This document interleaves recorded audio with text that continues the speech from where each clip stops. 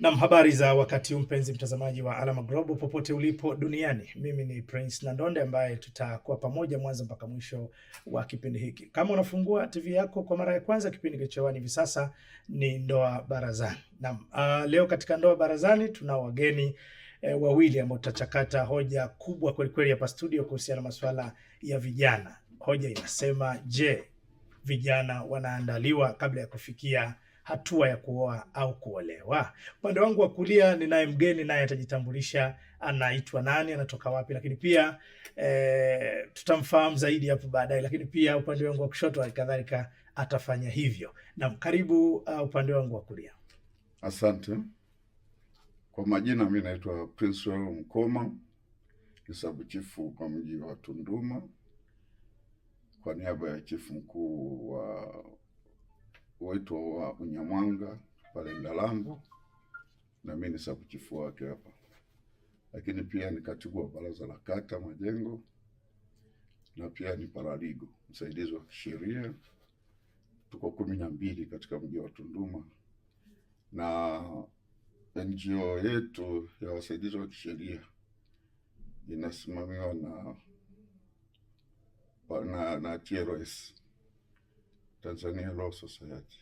Alafu sisi wametengeneza kama NGO katika wilaya mbalimbali. Kwa hivyo katika wilaya ya Momomba sisi tuko 12 katika halmashauri ya mji wa Tunduma, na mimi ni mmoja wapo msaidizi wa kisheria. Naam, naona utambulisho wake umejaa kweli kweli, mpenzi mtazamaji. Bila shaka utakuwa unamsubiri kwa hamu akimwaga cheche kwenye kipindi hiki cha Ndoa Barazani. Naam, karibu. Mimi naitwa mchungaji Gordon Mwasile, niko Majengo, natumika kwenye huduma ya Pentecostal Mission. Aha. Tumebalance hapa. Tunaye sub chief lakini pia tunaye mchungaji.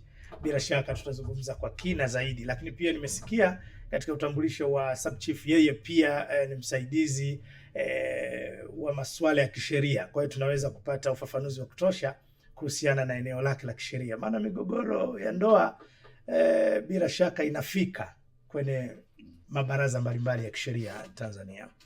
Naam, kama mlivyosikia kwamba hoja yetu ya leo tutazungumzia zaidi kuhusiana na maandalizi ya vijana kabla ya kufikia hatua ya kuoa au kuolewa. Je, vijana wetu wanaandaliwa? Ndio hoja ya msingi ambayo tunayo hapa mezani. Nikianza na mtumishi wa Mungu. Bahati imekuangukia. Bahati imekuangukia mtumishi wa Mungu. Ndio. Vijana wetu wanaandaliwa ili kufikia hatima ya kuoa au kuolewa? Sidhani kama wanaandaliwa, niseme waandaliwe. Ile tunayofanya nadhani ni pilika tu ya kwamba kwa sababu anaingia kwenye ndoa, ngoja tumpe mawili matatu, lakini sio maandalizi yale. Sababu maandalizi yanahitaji muda. Maandalizi yanahitaji kuchukua muda wako. Sababu anayeandaa anatakiwa awe kama kocha. Kocha anatakiwa ajikite kwenye kitu anachokifanya. Lakini vijana wetu mara nyingi tukija kwenye ofisi ya kichungaji ni kwamba mara nyingi kijana akiwa anakaribia kuoa, sio akiwa na muda wa kuoa, akiwa anakaribia kuoa ndio tunawaita, tunakaa nao, tunawakanzo. Lakini maandalizi yalitakiwa yaanze akiwa ni mdogo. Akiwa mdogo kabisa ndio anatakiwa anze kuandaliwa.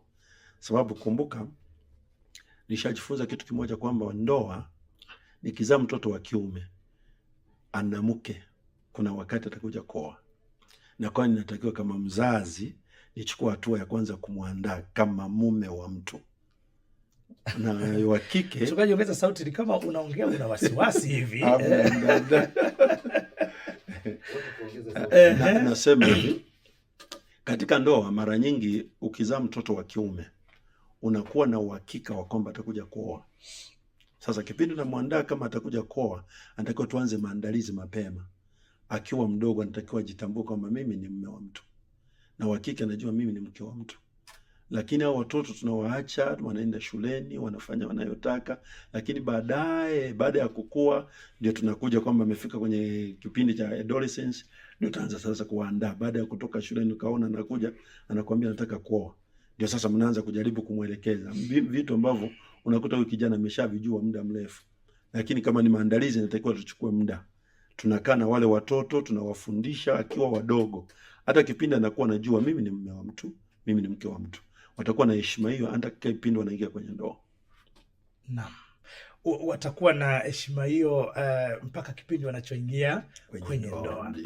Naam, lawama hizi anapashwa kutupiwa nani? Maana nimekusikia unasema ukiwa kwa mfano una mtoto wa kiume automatically una uhakika kwamba utakuwa mkwe hivi karibuni. Lakini kumetokea mikanganyiko mingi katika mjadala huo. Kwa mfano tumeona mambo mengi kadha wa kadha yaliyopelekea kufanyika kwa kipindi hiki. Tumeona kwamba kuna changamoto, lakini chanzo chake aidha ni kuto kuandaliwa kwa hawa vijana wetu. Sasa labda utueleze sasa, nani anapashwa kutupiwa lawama hizi kwa sasa? Nashukuru mtangazaji. Nadhani katika mtazamo wangu wa kwanza kutupiwa lawama ni mzazi. Ni kama nilivyosema kuwa ambaye anatakiwa atupiwe lawama ni wazazi. Leo hii kama wazazi hatuko makini kuwafundisha watoto. Saizi kila mzazi yuko bize na biashara zake, yuko bize na kazi. Lakini tukiangalia huko nyuma ilikuwa ni kwamba kama mzazi hana muda, ulikuwa na muda wa kuwachukua wale watoto, wanaenda kuwafundisha. Wanakaa mwezi mzima wanafundisha mwanaume anatakiwa aishije na mke wake, anatakiwa handle vipi kesi zikitokea ndani, na kwa akijiandaa kitoka kule, yale ambayo tunakuja kumpa kanisani, msikitini, wapi, inakuwa ni mambo tu ya brief ambayo yule mtoto mmeshamfundisha kwa undani zaidi. Na kwa mimi lawama kubwa nawapa wazazi, sababu wazazi wako busy kabisa kuto kujali watoto wao. Na ndio maana umeona kwamba watoto anakuwa ni mwepesi akikosewa, mwepesi wa kusema tunaachana. Wa kike anakuwa mwepesi wa kusema tunaachana. Kwa nini? Kwa sababu anaona ndoa haina maana. Lakini mkimfundisha undani wa ndoa, anaweza kujua kwamba mimi kama mwanandoa nitakuwa niishi hivi kwenye ndoa. Unapozungumzia mafunzo, mchungaji, unamaanisha mafunzo ya namna gani? Wapi hawa watoto wanapashwa kupelekwa kwa lengo la kujifunza? Nani anayetakiwa kuwafundisha? Na wanapashwa kuhitimu kwa muda gani hayo mafunzo? Tukiongelea mafunzo sidhani kwamba kuna muda wa kuhitimu. Kufundisha mtoto sio ni muda wa kuhitimu, kwa sababu huyu mtoto akiwa mdogo anaambiwa jinsi ya kujiando. Akiwa mdogo anajua mimi ni mume wa mtu. Hata utani atajua mimi siwezi kutania kwa njia kama hii, siwezi kufanya kitu kama hizi, siwezi kuvaa vitu kama hivi. Lakini huyu mtoto hapewi vitu kama hivyo, anaendelea kukua na kuwa, anafika umri wa kwanza sasa anapata mwanamke ambaye anataka mpende au mwanaume anataka kumpenda. Alishazoeana na watu wengine. Na kwa hiyo yale mazoea yanaleta uharibifu katika ndoa, kwa sababu kama nimezoeana na mtu mwingine, alafu hata nikioa, yule mtu ataleta mazoea yale yale. Lakini kimfundisha kutoka utotoni. Na ndio maana wazazi wetu, ukifuata baba alikuwa ni mtu ambaye sio kumtania. Akifika amefika baba, lazima watoto wataogopa, wataingia ovyo ovyo. Wakifika pale wanajua baba amekuja, na mama kipindi anaenda pale ataenda kwa heshima, najua anaenda kwa mume wangu. Kumekuwa na vitu ambavyo tumekuwa navyo katika taifa hili, pia kuna tamaduni na mila. Tukisema mila desturi, tafsiri yake ni sheria ambazo hazijaandikwa kwa lugha sahihi. Sasa tunapokuja kwenye ishu ya malezi haya maalum kwa ajili ya kumwandaa mtoto ili aje kuwa mke au mume bora, tumekuwa na vyuo vya asili kama vile jando pamoja na unyago. Licha ya kwamba wewe ni mchungaji, unadhani kupungua kwa vitendo vya kuwafanyia watoto unyago na jando, na badala yake teknolojia imetake place au imechukua nafasi, kunaweza kuwa pengine kumeathiri kwa namna moja ama nyingine kudhorota kwa maadili haya kwa watoto wetu? Mimi naona ni pakubwa sana. Kuna baadhi ya vitu ambavyo tutakuwa tujitambue kwamba tukiwa tumeokoka au tukiwa tuko kwenye teknolojia mpya, kuna baadhi ya vitu ambavyo wenzetu hawajaviacha, wanaendelea navyo, lakini sisi tunaona kama kuna shetani ndani ya hayo.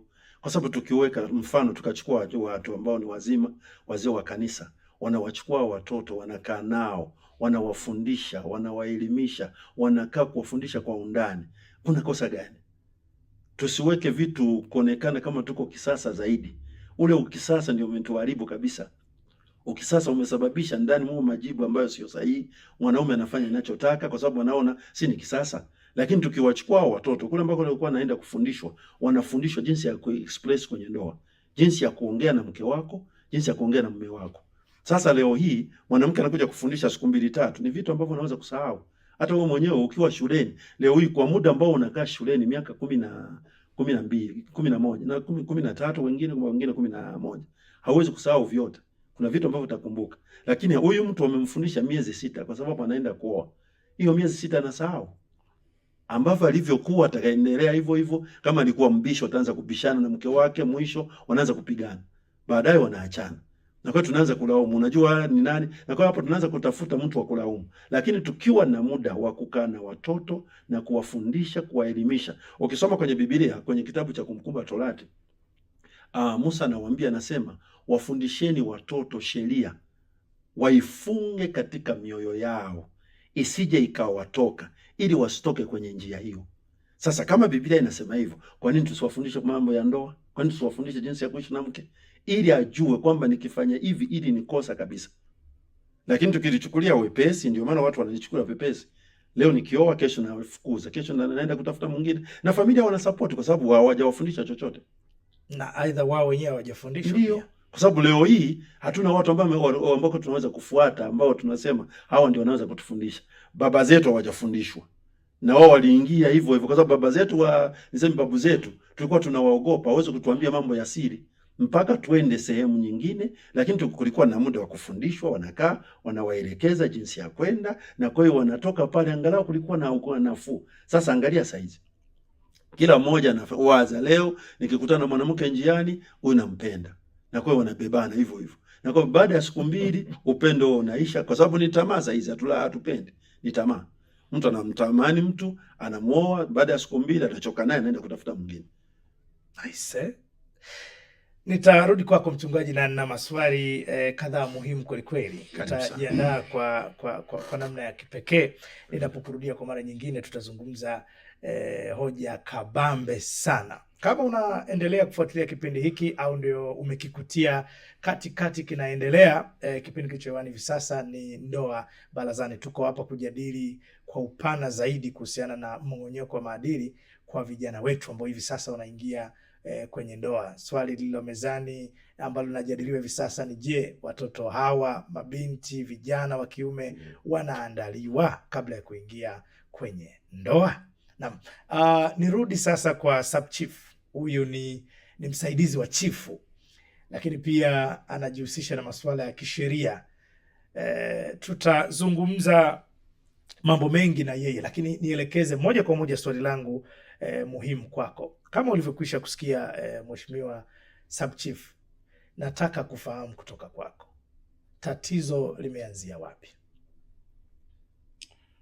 Okay, tatizo ni kubwa kama vile jinsi ambavyo tunadhani tuseme, kwa sababu kuna kitu umedokeza hapa kwamba kuna mila na desturi, sheria ambazo hazijaandikwa lakini zilikuweko katika jamii. Mila na desturi, msingi wa kuoa na kuolewa. Zamani kama ulivyosema, kulikuwa na jando, wengine walikuwa wanaenda jandoni, lakini pia katika jamii kulikuwa na wazee upande wa wanaume ambao walikuwa wanafundisha watoto wa kiume katika jamii, walikuwepo na walikuwa wanafundisha vijana, na upande wa kiume walikuwepo wakina mama waliokuwa wanafundisha wanawake au mabinti hao namna ya wakiwa watu wazima.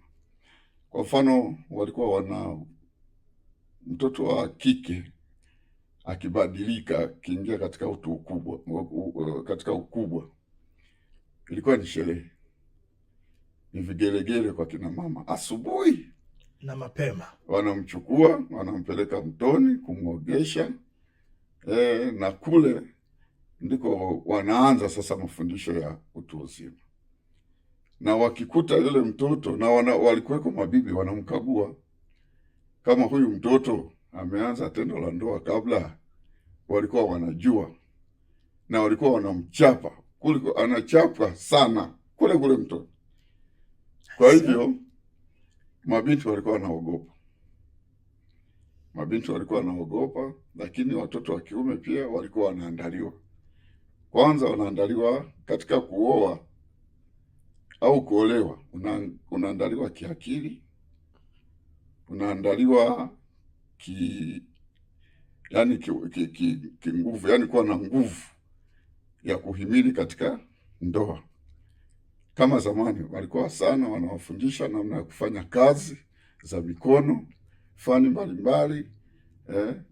Kama ni kuchunga ng'ombe, anajua hata akipewa ng'ombe zake atazisimamia namna hii, mali ataisimamia hivi, na mali zilikuwa sio nyingi sana.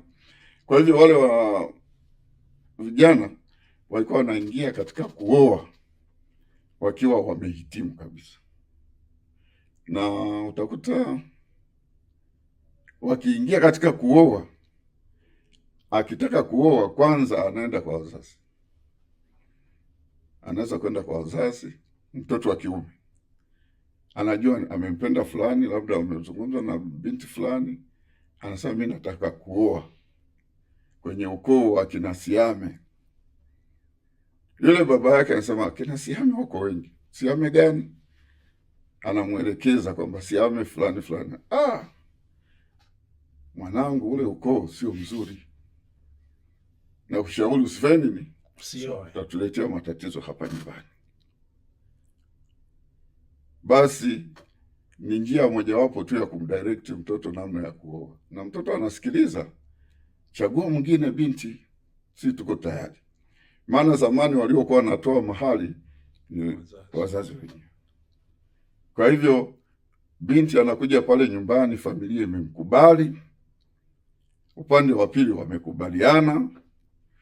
Kwa hivyo pale anaishi kwenye jumuiya ya wazazi, wanamlea, na matatizo yanapotokea walikuwa wanafundishwa kwamba kama kuna tatizo katika ndoa, usikimbilie nyumbani kwao, yani yule mwanamke asiende nyumbani kwao kwenda kutoa matatizo hayo, lazima kimbilie kwa wakwe zake. Sasa wakwe zake ndio wanamuonya yule kijana, wanakuwa kama wamebadilishana wazazi hivi. Sasa leo wakikosana, mwanamke anakimbilia, binti anakimbilia kwa wazazi wake. Sasa wazazi wake baada ya kutatua ule mgogoro wanachochea mgogoro, wanamtetea. Hilo ni moja, lakini la pili, vijana wanaingia kama alivyosema mchungaji, wanaingia kwenye ndoa kwa mihemko ya mapenzi. Hawako serious katika ndoa. Wanaona nimekupenda, hawashirikishi wazazi. Unakuta tayari wameshaingia, wazazi wanakuja kupata taarifa, na kwa sababu wana hela ameshapeleka na mali, na mzazi hajui kwamba mambo yamekwisha. Sasa siku mbili ugomvi ule wakishagombana, wewe mzazi huwezi kuingilia kwa sababu hujui msingi wa ndoa yao ni upi. Okay. Chifu, nimekuelewa vizuri, lakini natamani uweke vizuri sehemu, na bila shaka watazamaji watakuwa mashahidi wa namna hoja hii ilikoanzia mpaka tulipofikia, na wataniunga mkono kukuuliza swali hili. Zamani, wewe kwa umri wako napaswa kukuuliza mambo ya zamani kidogo. Migogoro mikubwa katika ndoa zamani ilikuwa inahusu vitu gani zaidi mpaka ndoa inavunjika? Lakini pia ni taratibu gani zilikuwa zinatumika kudhibiti ndoa zisivunjike hovyo kama ilivyokuwa sasa hivi? Yaani zamani kuvunja ndoa ilikuwa ni aibu. Unaweza kuchekwa nchi mzima, yaani sema kijiji kizima. Kwa hivyo kuvunja ndoa ilikuwa ni aibu, na hata kwenda kuolewa mara ya pili ni aibu. Kwa hivyo walikuwa wanajitahidi sana kulinda ndoa, na walikuwa wanasaidia. Kulikuwa ni kama mahakama ya kijiji. Unaenda pale, napeleka jambo lenu, na kiongozi au mkuu chief au mkuu wa kijiji ambaye ni mwenyekiti wa kijiji, na wazee wanasimamia ile shughuli. Wakisha watoa maamuzi, ndio hayo yanatakiwa yafuatwe. Nice. Na nimeuliza migogoro mikubwa hasa ilikuwa nini katika ndoa za wakati ule? Migogoro mikubwa, kwa mfano siku hizi tunaona mabinti wamechachuka. Wamechachuka, unakuta binti anakucha kama shetani au anakucha anakucha kama silaha.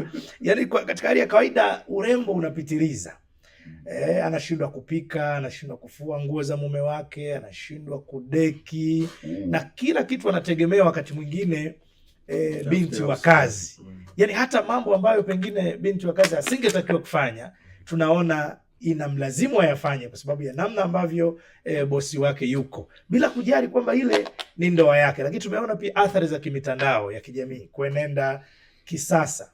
Teknolojia, utandawazi umechangia sana kuvurunda msimamo, amani, nidhamu ya hawa vijana wetu, kwa maana ya mabinti na vijana wetu.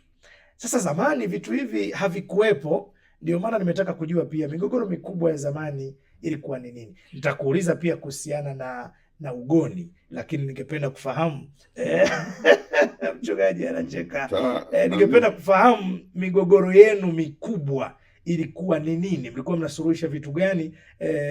Na wewe ni sub chief, maana yake haya mambo sio mageni kwako. Hebu tueleze ilikuwaje? Migogoro mikubwa zamani ilikuwa katika ndoa ni uvivu. Uvivu, mwanamke akiwa mvivu. Lakini kulikuwa, yani zamani ilikuwa ni kazi. Na ndio ilikuwa kazi. Sio, yani unaamka ni jembe, yani ni kazi. Sasa mwanamke anapewa shamba, alime, atunze, mpaka ajevune. Kinyamwanga tulikuwa tunasema umuelewele, yani ni mvivu, yani hawezi. Hiyo ni mgogoro mkubwa. Na unaweza kupelekea kuvunja ndoa mgogoro kama huo.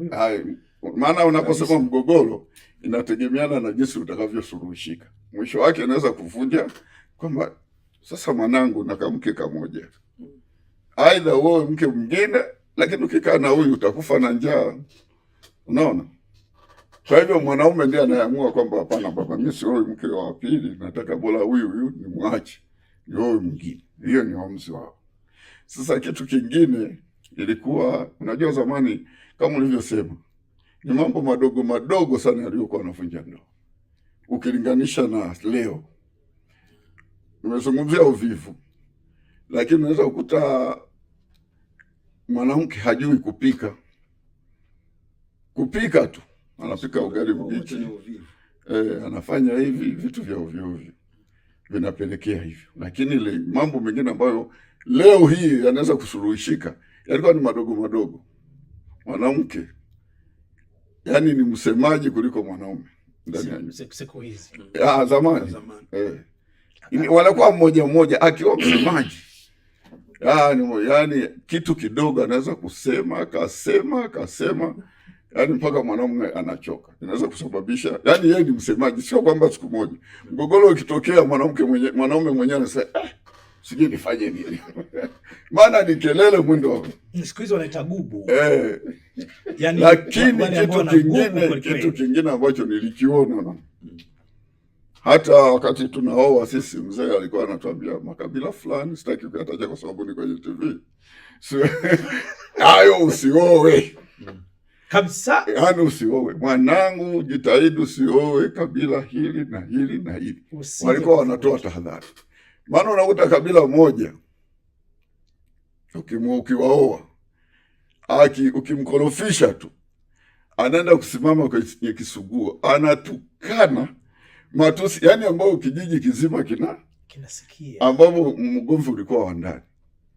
Anachukua na maji anakunywa, tena anarudi kutukana. Makabila haya yapo. Ile ni kabila au ni yani wao ndivyo walimu. Athari za malezi kama haya tunayojadili hapa leo studio, kwa maana alilelewa vibaya.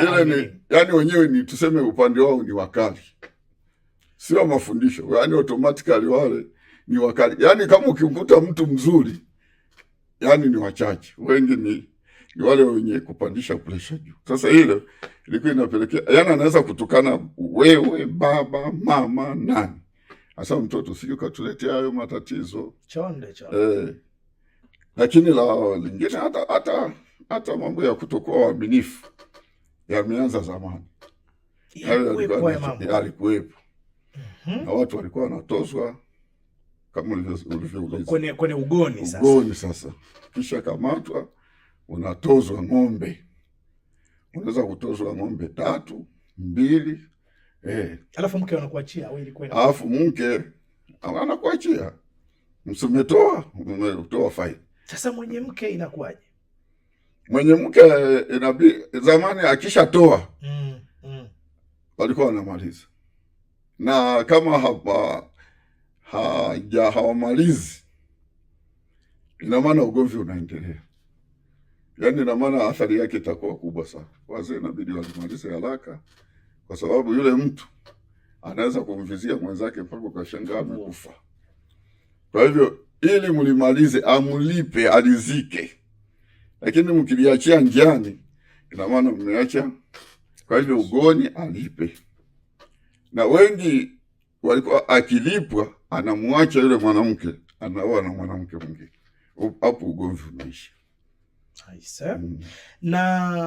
Na tunajifunza hapa kwamba kuna matatizo yaliyokuja kwenye kizazi hiki kutokea zamani. Na kuna matatizo mapya ambayo zamani hayakuwepo. Kwa matatizo kama usaliti, kwa maana ya uhuni, tusifumbie macho, ni uhuni tu. Uhuni ambao ndio umebeba dhana nzima ya usaliti, ni mambo ambayo yalikuweko tangu zamani. Mzee anasema haya mambo ni ya kale sana kabisa, na yamerithishwa katika kizazi hiki. Mimi mwenyewe baadhi ya vitu navijua, sio kwamba ni mdogo sana. Ninachokisema nitakurudia kwako. Mtazamaji wa Ndoa Barazani, kumekucha hapa studio na mambo ni moto kwelikweli. Yeye Subchief alikuwa anagusia kuhusiana na swali dogo la msingi nilomuuliza kwamba hali ya ugoni ilikuwaje zamani, na tumeona kwamba ni tatizo ambalo limehama kutoka zamani limekuja mpaka sasa. Ingawa siku hizi sioni sana watu wakishikwa ugoni, sijajua wanatumia mfumo gani, lakini hali kwa kweli si shwari. Ndio maana imefikia hatua tunajadili kwa kina hapa studio kwamba mmomonyoko huu wa maadili aidha unatokana na kuto kuandaliwa kwa vijana wetu. Tunataka kuthibitisha hapa leo kama vijana hawa wanaandaliwa au la, na kama wanaandaliwa, basi chanzo cha haya mambo makubwa makubwa yanayoathiri ndoa za vijana wetu ni nini hasa, mchungaji? Okay. Biblia inasema nini kuhusiana na hoja ya msingi iliyo mezani? Biblia inapendekeza watoto hawa wafundishwe kuanzia wakiwa na umri gani, lakini pia nini kifanyike endapo kuna changamoto yoyote ya kutopelekea ya malezi. Kwa sababu nakuuliza hivi, nimeshuhudia baadhi ya mambo ambayo sielewi tafsiri yake. Kwa mfano, kuna kitu kinaitwa kitchen party. Nimesikia juu ya habari ya kitchen party. Nimeona watu wakifundishwa kwa muda mfupi sana alafu wanaingia kwenye ndoa. Sasa nimeona baadhi ya makanisa yakitoa semina kwa wanandoa, lakini pia ni kwa muda mfupi sana. Biblia inasema nini? Nashukuru mtangazaji. Cha kwanza umeongelea kuhusu semina na kitchen party. Mara nyingi semina hizo zinakuwepo kwa sababu ya watu ambao wameshaoana. Lakini labda niongeze kidogo. Kumradhi, kitchen party hii send off inahusiana na kumwachilia. Hii kitchen party na seminars ambazo zinaendelea kwenye makanisa. Nimeona kuna baadhi ya makanisa wakitoa mafunzo haya. Wakitoa haya mafunzo. Ukisoma kwenye kitabu cha Mithali 22 mstari wa 6, Biblia inasema mulee mtoto. Japokuwa napenda ya Kiingereza inasema train up a child. Train up a child. Train ni tofauti na kulea. Nikisema train manake ni kwamba I am involved, na mimi nafanya, namuonyesha mtoto jinsi ya kuishi, jinsi ya kumpokea, jinsi ya kujibu. Mtoto anaangalia. Hawa watoto nadhani kuna dhana ambayo hatuelewe sana. Huyu mtoto akiwa mdogo anaangalia vitendo zaidi kuliko maelezo zaidi, na ndio maana katika maisha ulivyo hivyo ndivyo baba yako alivyokuwa. Kwa sababu ulikuwa unaangalia baba akitoka kazini alikuwa na act namna gani, mama akiwa kwenye hali kama hii baba alikuwa anafanyeje. Unaona? Na ndio maana Biblia inasema train up. Ukimfundisha mtoto, ukimtrain mtoto, atakuwa anafanya kama baba yake. Kama baba alikuwa anapiga na mtoto atakuwa anapiga. Sababu naona kwa ilikuwa ni njia sahihi. Sasa kuna jambo moja ambalo nimesema pale chief, kwamba kilichokuwa kinasababisha huko nyuma uvivu. Leo tuna mabinti wavivu mno na vijana wavivu mno. Uvivu kwa upande ni kwamba katika ndoa tukiwa wavivu, na ndio maana mara ya kwanza nimesema watu wanatamaniana, sio wanapendana. Na kwa hiyo hawa watu wanayotamaniana anataka muonyeshe mwenzie mimi ni bora kuliko wewe, lakini wakija kwenye vitendo zaidi huyu mwanamke hayumo. Mfano, mimi najua kwamba mwanaume asilimia kubwa anapenda kula vizuri akiwa ameoa. Anaandaliwa vizuri, anakula vizuri, anashiba, hata akija kufanya tendo atafanya kwa ubora. Lakini kipindi cha nyuma, nadhani sub chief anaweza kunisupport, kwa wazazi wetu akiwa anajua ya kwamba anaenda kuolewa, walikuwa wanawafundisha, wewe mwanamke unatakiwa uishi na mume wako kwa njia kama hii. Ile kuku tu wakichinja hawezi kumaliza pamoja na familia. Mwanaume anamwekea, anajua hii ni ya mume wangu. Mwanaume akitoka kazini, mwanamke anaacha majukumu yake, anakuja kumsikiliza kwanza mume wake. Leo hii unaweza ukafika nyumbani mke wako atakwambia yuko busy. Na kwa hiyo kwa sababu hajafundishwa, naona kipindi alikuwa kwa wazazi wake alikuwa nakiona kwa mama yake. No? Kwa sababu ya mambo kama hayo vinavyovunja ndoa ni vitu vidogo vidogo ambavyo vinasababisha mtu akasema hapana, hatuwezi kuendelea. Ile point ambayo nimesema kwamba wazazi walikuwa wanachagulia, maanake ni kwamba wazazi walikuwa wanaangalia hii familia wanafanya kazi kwa bidii, au watu wana moyo wa kutii, wana moyo wa kufundishwa, wana moyo wa kufanya hili na lile. Na kwa kipindi wanasema wanaenda kuwa kwenye nyumba ile, sio kwamba walikuwa wanalazimisha, walikuwa wanaangalia. Kwa sababu nikioa mwanamke nikimuona nje, nikiona ile sura ya nje, sio ambayo naenda kukaa nayo, naenda kukaa na halisia ya yule mtu. Kama ni mvivu nitapata shida. Kuna watu ambao wamepata shida kwa sababu wanaona mama zao wameishi hivyo. Mama anaamka asubuhi, anaenda sokoni, hajafagia, hajafanya chochote. Na kwa hiyo anajua ndio maisha. Na kwa hiyo uvivu mpaka leo nao upo, japokuwa unaonekana kama haonekani sana. Mwanaume ili afike kipindi cha kusema mimi bwana nimechoka, maana yake ni kwamba kuna baadhi ya vitu vingi ambavyo mwanamke hafanyi. Lakini kwa sababu ya utandawazi kuna baadhi vimeongezeka. Mfano, simu imeleta shida kubwa mno. Hata simu nayo ilitakiwa tuwe na angalau watu ambao wanaweza kutufundisha ni jinsi gani naweza kutumia simu nikiwa niko kwenye ndoa. Ni kweli nimekaa nimefundisha semina za ndoa, lakini mara nyingi utafundisha jinsi ya kuishi na mume wako, mheshimu, upendo unaweza kuendeleaje, lakini semina ya kufundisha ni jinsi gani ya kutumia simu kwenye ndoa hamna. Mwanamke anajua, wanamwambia tu usiguse simu ya mume wako, usiguse simu ya mke wako. Nimesikia inaitwa bomu. Sasa hizi inaitwa bomu kwa sababu ukishika tu pressure hiyo, mwanaume hapo unaweza kushangaa mwanaume huyu anaanguka. Ndio maana inaitwa bomu. Kwani ni kwa sababu hajafundishwa. Lakini mwanaume nikijifunza jinsi ya kutumia simu, sitapata shida. Kuna watu wako kwenye ndoa wanaishi vizuri kwa sababu cha kwanza wakiminimize kutumia simu. Mtandawazi huu ambao umekuja mkauweka vizuri. Watu wanaweza kukaa sebuleni wako wawili, mmoja yuko kuchati na mwingine yuko kuchati. Unachati na nani? Na mtu mwingine. Na huyu anachati na mtu mwingine. Kwa nini wasiendelee na mapenzi na huyo mtu mwingine akuache huyo ambao uko hapo? Na kwa hivi vitu vimekuja kutusababisha tutengeneze gap kati ya maisha yetu na ndoa zetu. Naweza nikawa kazini na chati na watu wengine, nikija nyumbani nitabadilika nianze kuchati na mke wangu? Maanake distance au ukaribu wa baina ya mke na mume umepunguzwa. Ndiyo. Na simu amekuwa mke wa pili, simu amekuwa mume wa pili. Ndio. Na ndio maana hatujawa trend. Tukiwa trend, Biblia iko wazi kwamba mfundishe, train up a child, mfundishe mtoto njia impasayo. Mimi kama mzazi, kazi yangu ni kufanya kazi, yule mtoto anajua majukumu ya baba ni yapi, majukumu ya mama ni yapi. Mimi kama mama nakaa na watoto wangu na wafundisha jinsi ya kuishi, naongea na kujibu. Hata kaka zao wanawajibu kufuatana ambavyo nataka wajibu. Sasa leo hii ukiangalia watoto kwenye familia, kaka na dada hawaelewani. Wakianza kujibizana, mama anaingilia kati. Naona na kwa heshima hamna. Na kwa hao watu wanaishi kama sijui naweza kuwekeje. Kwa nini? Kwa sababu kama ninaweza kushindwa kuheshimu tuliozaliwa naye, nitamheshimuje mume wangu? Naona kama ni kitu cha kawaida. Sasa tukija kwenye hizi semina zinakuja baada ya kuoana. Tuko kwenye ndoni, wanaanza kutufundisha unatakiwa uishi naye mume wako hivi, uishi naye mke wako hivi. Ule muda ambao nitakuwa nijifunze mwanzoni, natakiwa sasa nianze kutrain. Sasa nilichotrainiwa nianze kukiishi. Wale wacheza mpira hawatrain kipindi wako kwenye mpira, wanaendelea ni mazoezi tu yale, lakini wanakuwa trend wakiwa wadogo, ili wakiwa kwenye mpira waendelee kuwa vile vile. Nice.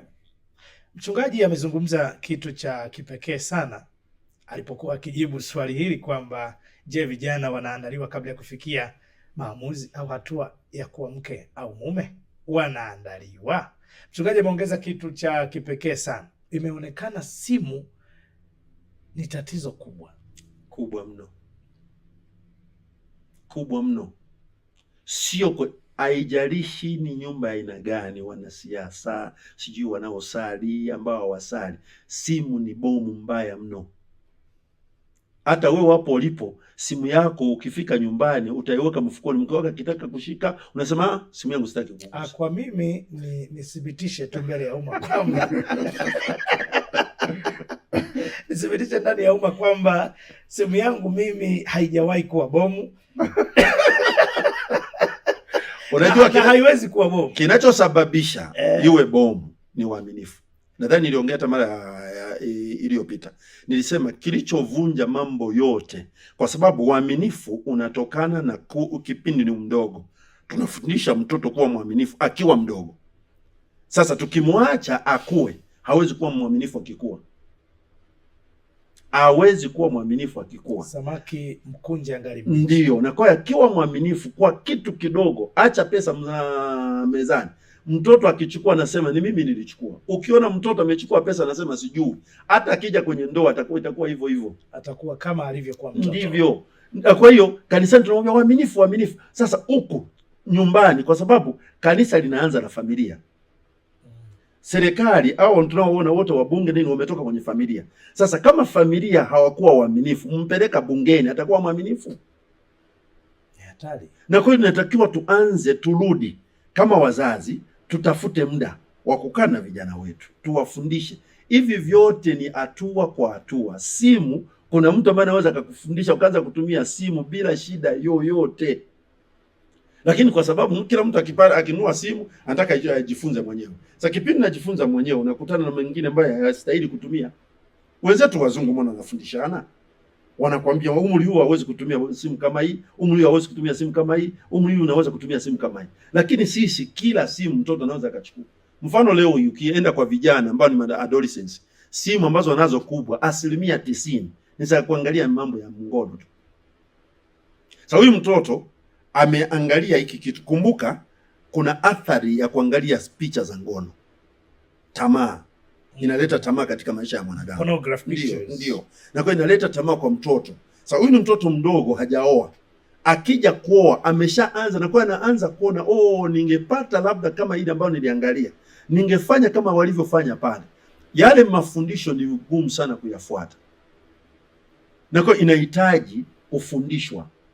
Hata makanisani watoto tuwafundishe, tuwaite watoto ambao wana umri wa kutumia ile torch, tuwafundishe hii torch sio ya kufanya nini. Kuna watoto wengine wanatumiana message, mzazi afuatilii, Watoto kwa sababu mzazi anatoka asubuhi anaenda sokoni, anawacha watoto uhuru, wanaangalia TV wanachotaka, wanaenda kuweka movie wanazotaka, na kwa hiyo mzazi hajawahi fuatilia hata marafiki anacheza na marafiki gani. Wazee wetu wa zamani, ukiwa na rafiki watajua marafiki zake ni fulani na fulani, wanajua ili mtoto ni jambazi, ili mtoto ni mwizi, na kwa hiyo watajaribu kuweka limit ya kwamba huwezi kucheza na huyu mtoto. Lakini leo hii watoto wetu hatujui ana marafiki gani, anaenda wapi. Naona mtoto wa kike akirudi saa 2 mama anafurahia kwa sababu ameletewa chipsi, baba anafurahia kwa sababu alikuwa hana hela, amepewa shilingi 10,000. Naona sasa huyu mtoto naona nachokifanya hakina matatizo, lakini mwisho wa siku huyu akiolewa ataendelea na tabia kama hiyo hizo. Alafu mwisho wa siku akiachika, watu wanasema bwana hamna shida, utaolewa na sehemu nyingine. Imekuwa ni sifa, akikusumbua tafuta mwingine. Nice. Hii ni Alama Global, unaendelea kufuatilia kipindi hiki cha Ndoa Barazani, na leo niko na wageni hapa. Niko na mchungaji ambaye alikuwa ametoka punde tu kufafanua vizuri kuhusiana na kile kinachoendelea kwa watoto wetu. Hoja iliyo mezani ni je, watoto wanaandaliwa kabla ya kufikia hatua ya kuoa au kuolewa? Upande wangu wa pili ninaye Chifu, na karibu na kuhitimisha kipindi hiki nizungumze na Chief kidogo, sub chief huyu, ili aweze kutueleza jambo muhimu kweli kweli. Sub chief, ndio nini kifanyike? Kwa sababu tayari mkanganyiko wa vijana hawa umekuwa ni mkubwa sana, na kila tukiendelea kuongea hapa tunaona tunatakiwa kuanzia chini kushughulika na hili jambo. Je, haya mamilioni ya vijana ambayo hivi sasa tunavyozungumza tayari wako kwenye hii taharuki, kwenye hii changamoto, na ndio imetuleta hapa studio kuzungumzia, unadhani nini kifanyike? Mimi nitaka niongezee kidogo hapo mlipokuwa mkizungumza na mchungaji. Tatizo kubwa, japokuwa umezungumza simu, lakini simu ni matokeo ya tatizo lililopo. Kwa mfano, malezi tuliokuwa tukilelewa sisi na tunavyowalea watoto wetu ni tofauti kabisa. Zamani watoto walikuwa wanalelewa chini ya wazazi, lakini leo watoto hawalelewi na wazazi. Wengine wanaenda kwenye makindake za nani za daycare, miaka 5 yuko daycare, wengine miezi 6 daycare, wengine wanapelekwa boarding, wengine boarding, wengine kwenye. Kwa hivyo hawalelewi na wazazi, wazazi wako busy, wamekwepa jukumu na kule sasa alikompeleka shuleni, ikifika anamaliza shule wanawapa zawadi simu kubwa.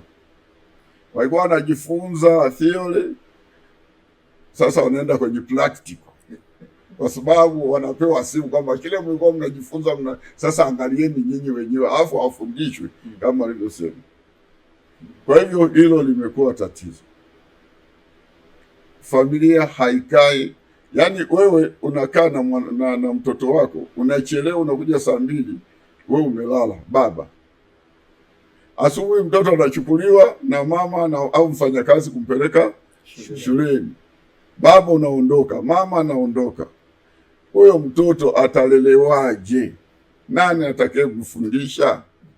Na ndio sababu watoto wa siku hizi hawaoni maana ya kuwa na wazazi. Na ndio sababu mtoto anaweza kukutukana wewe mzazi, kwa sababu anakuona faida yako katika malezi yake haupo. Anamheshimu mwalimu kuliko wazazi. Anajua wazazi ni kwenda kumpa hela shuleni na kuondoka. Anamheshimu mchungaji kuliko mzazi. Alafu la pili ni makanisa yetu, taasisi zetu, makanisa au misikiti. Kwa mfano kama sisi, wanajaribu kufundisha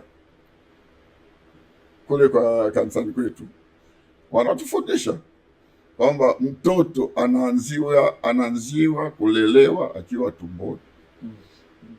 Yaani mama anakunywa pombe, mama anavuta tumbaku, sigara, sijui, mama anatukana matusi, mama anafanya vile vitendo vyote anavyofanya, mama anakasirika, mtoto tumboni anajua mama amefanya nini, amevuta, amekunywa, amechukia. Na ndio sababu kwenye Biblia yule mzazi wa Samson, hata wa Samuel, aliambiwa usinywe kileo chochote. Kwa hivyo unapokunywa kileo unamwathiri mtoto ndani tumboni. Kwa hiyo chifu, unataka kusema baadhi ya matatizo yanaanzia tumboni. Sasa malezi yanaanzia tumboni. Yanaanzia kwetu sisi wenyewe, ndio kabla hajazaliwa. Yanaenda, yani sisi wenyewe tunavyopigana, mtoto anasikia, ubongo wake unajengwa hivyo na kuelewa kisayansi. Kwa hivyo wamejaribu, kwa mfano kama kanisani kwetu, hata wenye mimba wanaenda kwenye darasa lao. Watoto wa miaka kadhaa kufika 7 darasa lao, 7, 14 darasa lao, ngapi hivyo hivyo na watu wazima. Hata masomo yao wanatunga hivyo hivyo. Hiyo ni kusaidia tu, lakini ukweli hamna lolote linalofanyika. Na hata watu wakubwa, kuna ndoa changa, kuna masomo ya ndoa changa, masomo ya ndoa kongwe, masomo ya wagane na wajane au masingle mother, au kuna mafundisho ya wazee sasa. Lakini yote hayo hayasaidii. Yaani tulikofikia, kama alivyosema mchungaji, hali ya dunia shetani ameimeza, ni mbaya sana. Yaani ni mbaya. Kwa hiyo unataka kuniambia kwamba licha ya jitihada zote zinazoendelea, bado matatizo haya yanaendelea kuwakumba hata watu walio katika kanisa? Sasa ajabu ni kwamba unasikia mchungaji na ni kiongozi wetu ana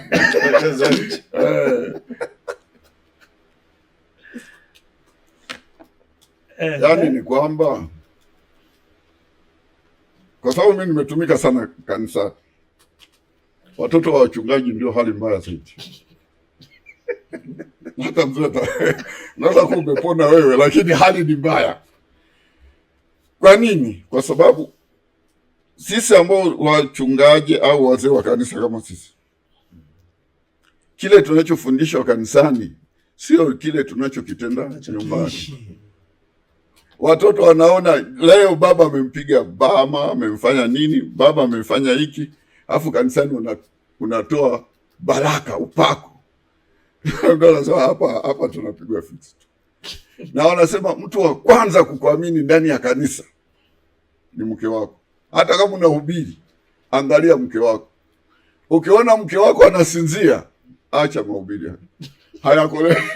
Haiwezekani, anajua tu hapa watu wanadanganya. Kwa hivyo unatakiwa yaani tuseme tu hali tulipofikia ni pabaya. Inatakiwa watu waombe, si kwa nguvu zetu, si kwa uwezo wetu. Yaani shetani ameitawala dunia. Na ukija, mimi ni kama nilivyosema, msaidizi wa kisheria na katibu wa baraza la kata. Ukienda pale ofisini pangu, mafaili ya ndoa yako hivi. Yaani jinsi walivyokuwa wanaachana zamani, sivyo wanavyoachana leo. Wanaachana kwenye vitu vidogo tu. Cha kwanza ni simu. Simu tu zinafanya kazi vizuri sana kuachanisha ndoa. Ni mashine. Kwa mfano kama ulivyozungumza kwamba mmekaa ndani, huyu anachati, huyu anachati, huyu anachati. Yaani pamoja na kuchati, lakini mnaonana, mkitupiana macho, mnaonana, mnainama. Yale macho kila mmoja anasoma kwamba hapa namdanganya, hapa anadanganya. Kwa hivyo wote pale mnadanganyana. Kinachotokea sasa, na unayoonana naye mchati na usiyemuona. Kinachotokea sasa ni kwamba mmoja ataanza kuvizia simu ya mwenzake. Kwamba alichokuwa na chati ni nini? Yaani inampa question mark.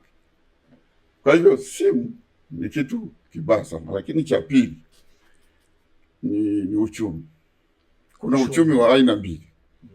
Uchumi wa kwanza, mwanamke kwa sababu kisheria amepewa sheria ya kumiliki mali.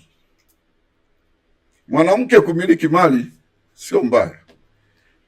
lakini ili ndoa iwe na heshima, mwanamke asiwe na mali kumpita mwanaume, kwa sababu akiwa na uchumi kumpita mwanaume, huyu mwanamke ana nguvu kuliko mume wake.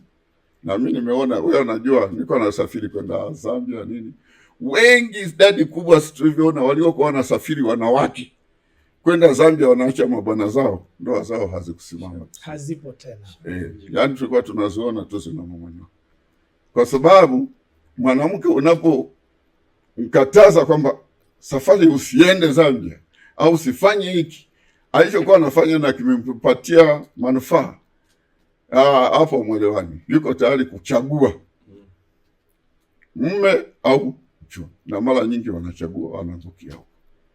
Hilo ni moja, lakini lingine ni kuanguka kwa uchumi pia.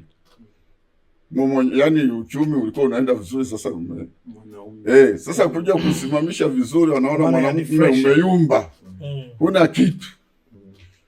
Mwanamke anasema nini bwana, nitaendeleaje kuvumilia? Utafikiri wewe ndio baba yangu na mama yangu? Si bora niende sehemu ninaweza kanaambia wewe unahangaika nini?